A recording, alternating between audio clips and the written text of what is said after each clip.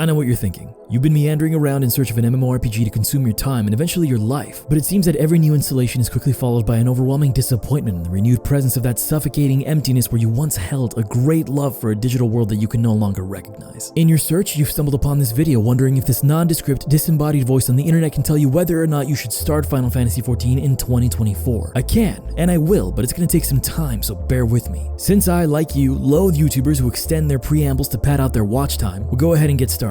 Here's a table of contents, check the description for timestamps. So, should you start Final Fantasy XIV in 2024? Let's begin by addressing that creeping thought that your opportunity to get the most out of this ongoing live service game passed you by a long time ago. Am I too late? It's impossible for me to know what MMORPGs you've played or which you favor over all the others, but it isn't outside of the realm of reason to assume that you've likely played an atomistic MMORPG. I know that's a $7 word, but what it means is a thing composed of fragmented parts. I look to World of Warcraft as the most popular example. Each expansion, for the most part, overwrites the previous one. Conversely, Final Fantasy XIV is a holistic experience, meaning that each of the game's expansions adds to the greater sum of the content that you'll engage with day to day. The game is built in such a way in which you literally cannot fall behind, because 14 isn't interested in stringing its players along in an endless chase for extrinsic power. Rather, 14 hopes to intrigue players with intrinsic experiences, a vibrant social space, a variety of lifestyle content, an approachable battle system, a narrative that adds meaningful context to your gameplay. It all exists concurrently and is designed to be experienced at any time. So if being terminally behind in a 10-year-old MMO was a concern, then you can rest assured that it doesn't need to be. I'll go over this point in detail further in the video. Now let's ask another question. Who is Final Fantasy XIV for? There's a litany of MMOs to choose from on the market, each of them specializing in something unique from the others. Some of you will be drawn to the high-octane gameplay and overwhelming class customization of Lost Ark. Others will be drawn to the kinetic movement and vast map exploration of Guild Wars 2. So what does 14 offer that the others don't? Unlike any other MMO on the market, 14 is a narrative-driven game and not just experientially. Each of the game's functions is meted out to the player as he or she progresses through the main story quest. Dungeons, raids, trials, customization, combat jobs, gameplay features, locales. The story is the game. In that way, it's a Final Fantasy title through and through, with the caveat of an always online digital ecosystem, of course. However, on that particular note, there are two things to keep in mind. First, despite its always online nature, Creative Business Unit 3 has demonstrated a vested interest in ensuring that 14 can be played without having to interface with other players. The game's dungeons, which are integrated into the main story quest, can be completed with a crew of non-player characters, so you aren't dependent on other players to progress. Second, due to the game's narrative focus, it cannot be a brutally difficult experience, or else some players would be unable to complete the story. Thus, 14's initial combat challenges are extremely easy. Keep in mind, though, that the game's difficulty curve increases steadily as you make your way towards the newest expansions. For players who may be afraid of failure, don't be. 14 creates an environment that is approachable at the onset while gradually introducing more challenging encounters to ease the player into its more elaborate fights. Now, that isn't to suggest that 14 lacks high difficulty combat encounters. Trust me, they exist and they're a lot of fun, but we'll talk about that more a little later. To answer the question in this section of the video, 14 is for an MMO player who is open to a narrative experience, who appreciates the option to remove him or herself from the digital ecosystem without having to altogether abandon the genre, and who enjoys a casual gameplay experience that isn't interested in beating you to a pulp, until you ask it to, of course. On to the next question. What do you actually do in Final Fantasy XIV? This question is considerably more complicated to answer than you'd expect. It's something of a contradiction. You can do whatever you want, but only in the order that the game allows. As I mentioned a few minutes ago, the main story quest is the arbiter of 14's content suite. You can pay to skip it, of course, but not only would you be hopelessly overwhelmed, you'd also cheat yourself out of a singularly unique narrative journey that you simply can't get from another MMO, let alone most other games. For newer players, that is what you actually do. You play through 14's story. This includes traveling across every inch of the game's world, meeting more characters than you can keep track of, a great deal of reading that rivals the American classics, eat your heart out Hemingway, and some dungeons that remind you that you are, after all, playing a video game. This journey will keep you occupied for weeks, maybe even months, especially if you have a penchant for playing as slowly as I do. As you might expect, the game doesn't end when the story concludes. It's an MMO after all, so there's plenty to do. For some players, their journey will be to tackle increasingly difficult combat challenges. You can take on Extreme and Unreal Trials, the current Savage Raid tier, and all of the game's ultimates, which are hailed as some of the most difficult fights in the entire MMO genre. For those of you who aren't compelled to reach those heights, acquiring better gear or leveling on their jobs via the Duty Roulette system is a common avenue for ongoing activity. With the Duty Roulette system, players are incentivized to play through older content in exchange for currencies and experience, ensuring that newer players who are working through the game's main story quest for the first time have a populated pool of prospective players to match with. You may be averse to fighting altogether, which might mean that a life of gathering and crafting is more your speed. Each profession has a unique story that you can experience as you learn the ins and outs of mining or blacksmithing or fishing. The botany story is, in my opinion, the best one. You might decide to spend your days in Baja completing its contained story while participating in massive public events and raids. Perhaps you're like me and you'll fall in love with Eureka, where you can experience 14 as if it were a more traditionally designed MMO, a massive shared environment rife with monsters to kill. You might be drawn to Blue Mage, 14's limited job, which can't be played in regular content but which can completely break the game. Rather than earning your skills by leveling up, for example, you earn them by observing them from enemies. It's an entirely independent pillar of content that will expand with the release of Beastmaster and Dawntrail. You might spend your time chasing titles, filling out your crafting and gathering log, completing optional dungeons, trials, and alliance raids, collecting the rarest mounts, minions, hairstyles, poses, and portraits, or farming a piece of gear to complete your ideal glamour plate. You might decide to be the best at Crystalline Conflict, or join a traveling troupe of bards who perform live music, or complete your island sanctuary, or get a job at a nightclub, or breed the ideal chocobo specimen, or play mini-games at the Gold Saucer. 14 excels at offering a litany of activities, most of which are low in friction or player interdependency, meaning that you can often tackle them without excessive preparation or coordination with others. Eureka, which is my current obsession, is a perfect example. If I want to play with others in Eureka, then I'm welcome to seek that out. Oftentimes I'll stumble into a crowd of players, but I can choose to engage with this pillar of content as socially or independently as I'd like. Unlike most other MMOs, 14 applies little pressure for its players to engage with specific systems. In Lost Ark, for example, everything you do is in service of a singular goal, which is to acquire more resources, then convert those resources into power, then use that power to acquire more resources, and so on. World of Warcraft 2 operates on a seasonal model, giving players a sense of urgency to complete their goals with rating and Mythic Plus within the seasonal time limit. 14's philosophy is relaxed, inviting players to engage with the full breadth of content added to the game over the last 10 years at your own pace. Most players aren't driven by fulfillment of a function or the acquisition of power, but rather are driven by more intrinsic motivation, since the game allows you to set your own goals. I'm not going to earn the strongest gear in the game for playing Eureka, for instance, but I don't really care. That's not what Final Fantasy XIV is all about. The game gives you a massive world, but it's up to you to decide what to do in it. Now, some of you might be wondering, is the game dying? On the 8th of January 2024, Square Enix announced that it had reached 30 million registered players across all platforms, which includes its own independent client, Steam, and PlayStation. A couple of caveats. Obviously, the game does not have 30 million active players. Because of the nature of Final Fantasy XIV's extensive free trial, all it takes to be included in that count is to make a free 14 account. Despite Endwalker winding down and Dawntrail at least 6 months away, interest hasn't waned, especially since the game is preparing to launch on Xbox later this year. Listen, I understand how you feel. An MMO isn't just a space in which to play, it's a digital extension of the self. You invest your time, energy, and a lot of money into these games with the hope that the servers won't close, relegating your accomplishments to memory. It's happened plenty of times before, and it'll certainly happen again in the future. I mean, who's to say that this game's population isn't declining? It could be that this video has been one big fat cope. The truth is that nothing lasts forever, but some things last longer than others. I feel confident when I say that Final Fantasy XIV isn't going anywhere anytime soon. With a new expansion on the horizon, an ever-increasing number of user registrations, and an impending launch on an entirely new console ecosystem, I think it's safe to say that Final Fantasy XIV isn't dying. Still, no game is perfect, so are there problems with the game?